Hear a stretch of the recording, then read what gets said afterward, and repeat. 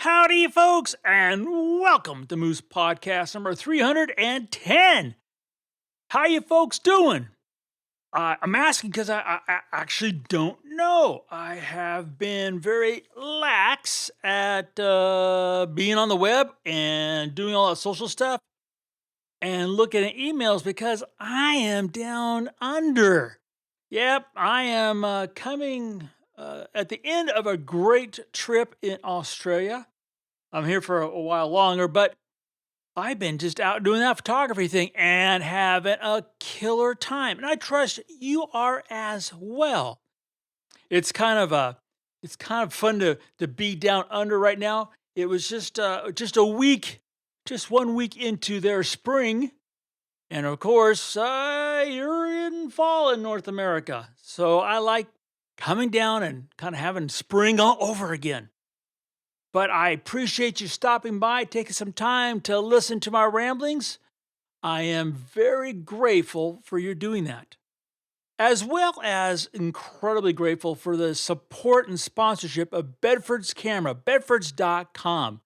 Those folks, they're marvelous, and they are there for you. So remember, when you need information, you need that special piece of gear, you just want to talk to somebody about photography.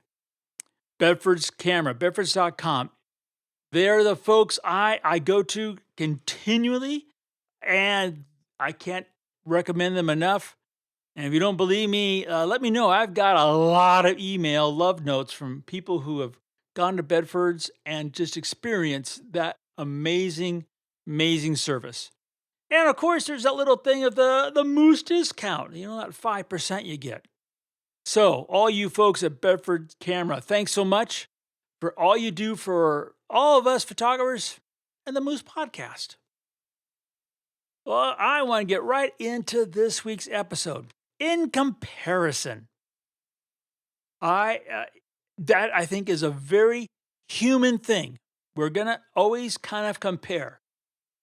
Now, one comparison that personally drives me batty is those numbers when you go to certain places to eat and they say the really good thing you want to order is 5,000 calories and the thing you should eat is 2 calories. I really don't want to know that. I don't want to know that really great thing I want to eat, that I'm ordering is 5,000 calories. I don't want to know that, but that is part of measuring, at least in our society, good from bad. It's those numbers, and we like to compare things.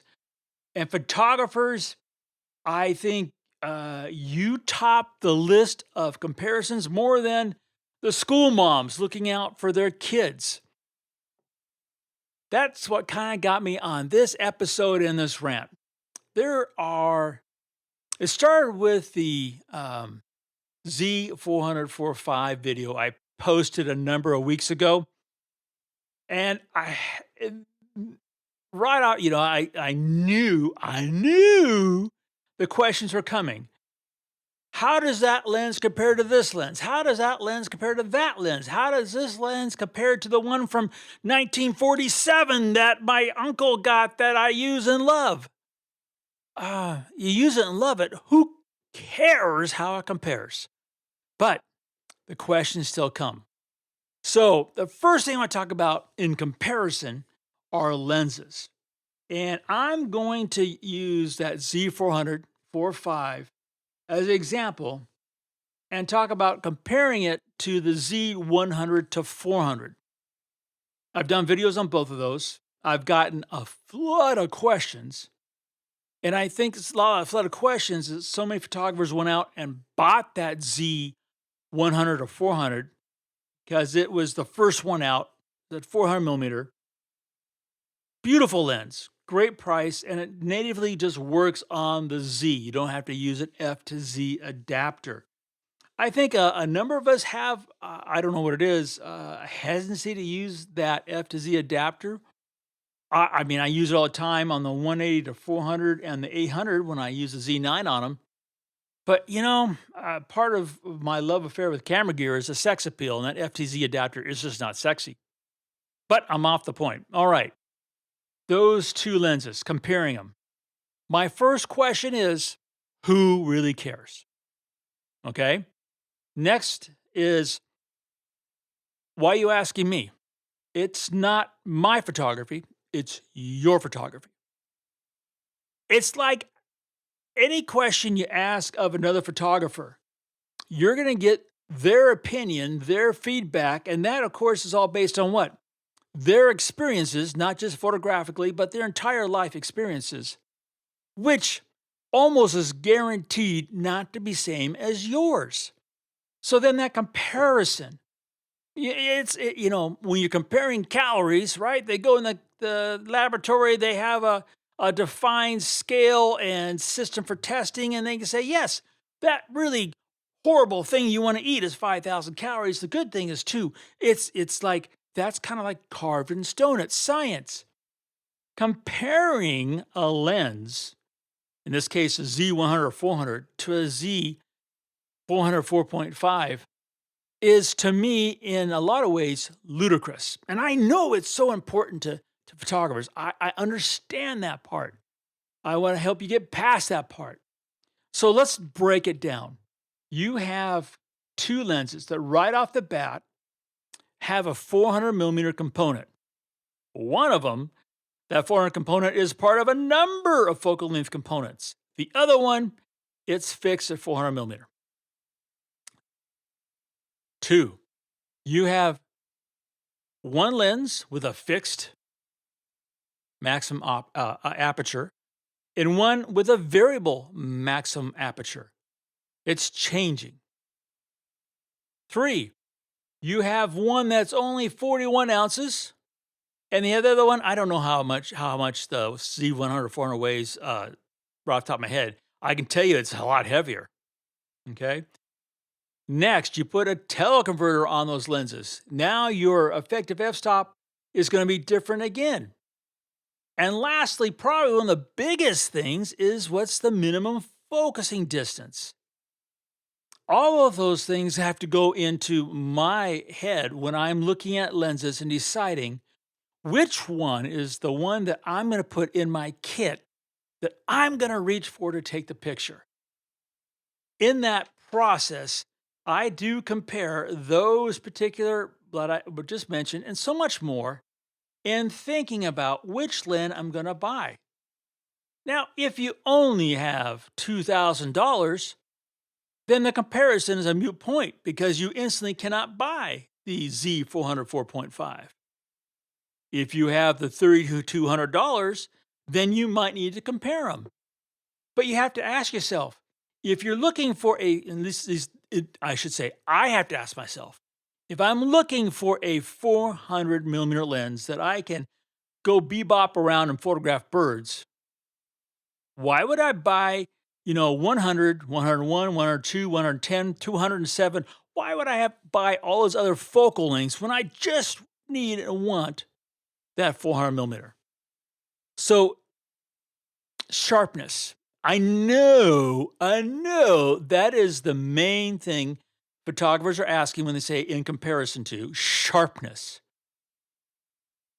Hey, like I said a gazillion times, I've seen one hell of a lot more photographers destroy sharpness in post than any lens didn't resolve in the first place.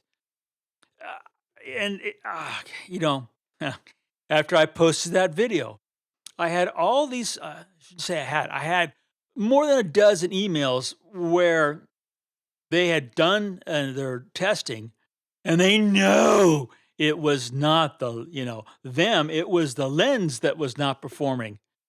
Bullpucky, okay? Simply bullpucky.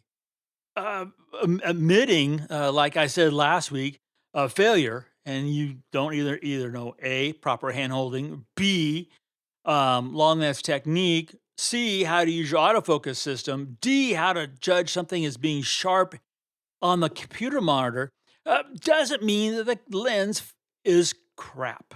No. In comparison, back to them calorie things. they have very defined methodology in which to figure out that 5,000 calories is 5,000 calories.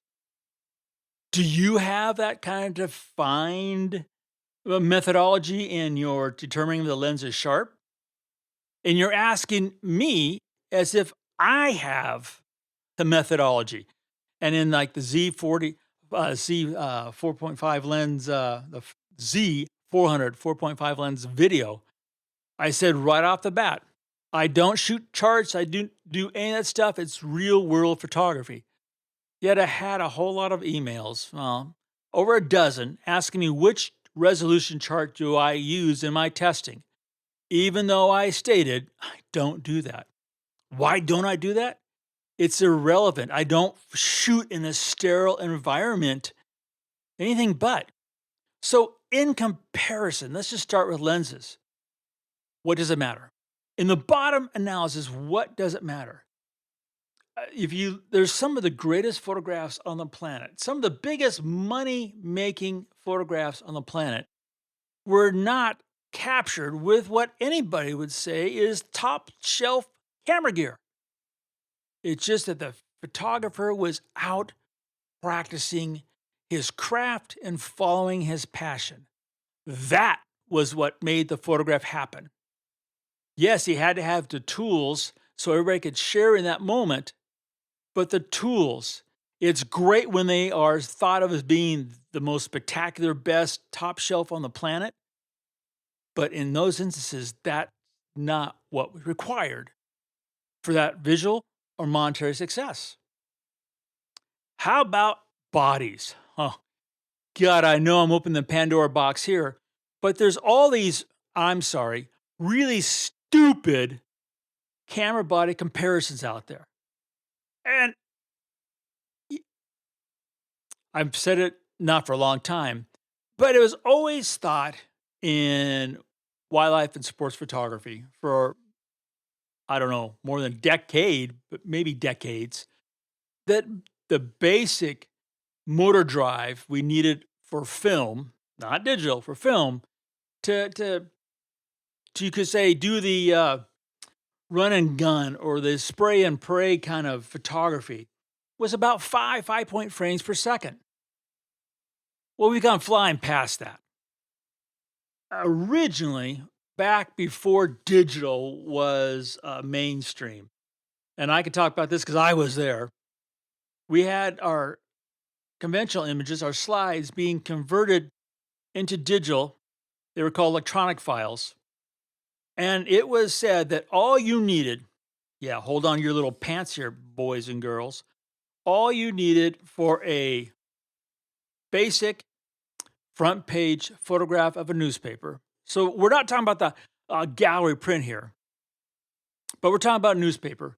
So back in the mid to late 90s, the file size you needed was 800K. Okay, 800K.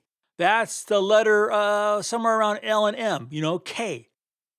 In this day and age, I saw an article not too long ago talking about the Nikon D1 and how really excellent it was. Amen. I have photographs of a northern hawk owl taken with the D1 when I knew diddly about digital. And that file, wow, that file paid for half of an 800-5.6 lens from that D1. So in comparing bodies, right, and megapixels, get off the stool, guys. That's not really a comparison that's going to make your photography better or worse.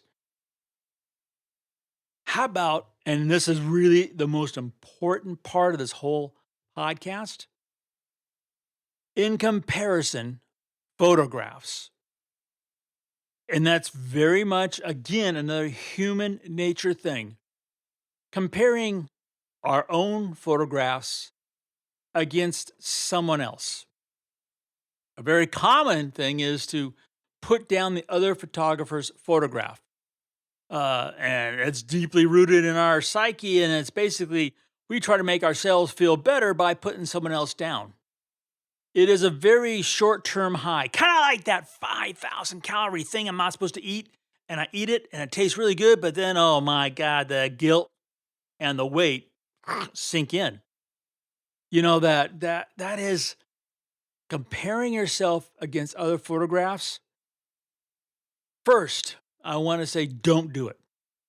You can get inspiration, you can get motivated, you can get knowledge, but you can't gain any insight into how good or worthy a photographer you are comparing to another photographer's photographs. First thing you don't know is, are you looking at a real photograph? I'm going to go back to a photograph I saw a number of years ago.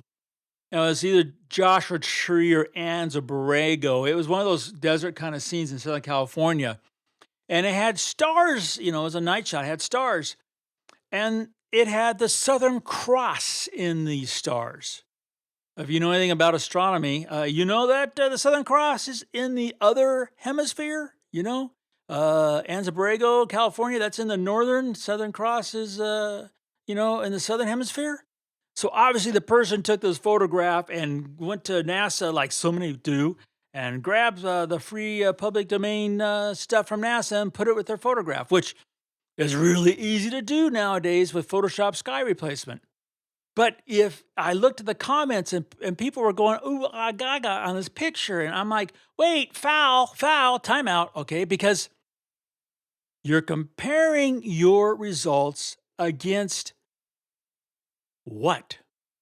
If you spent the time and you went out and you're working on your craft and you're doing that star trails and everything in a one click, you can't compare that to someone that went and grabbed half the photograph from NASA. That's not a fair comparison. Not to you and your photography, your efforts, your passion, not one bit.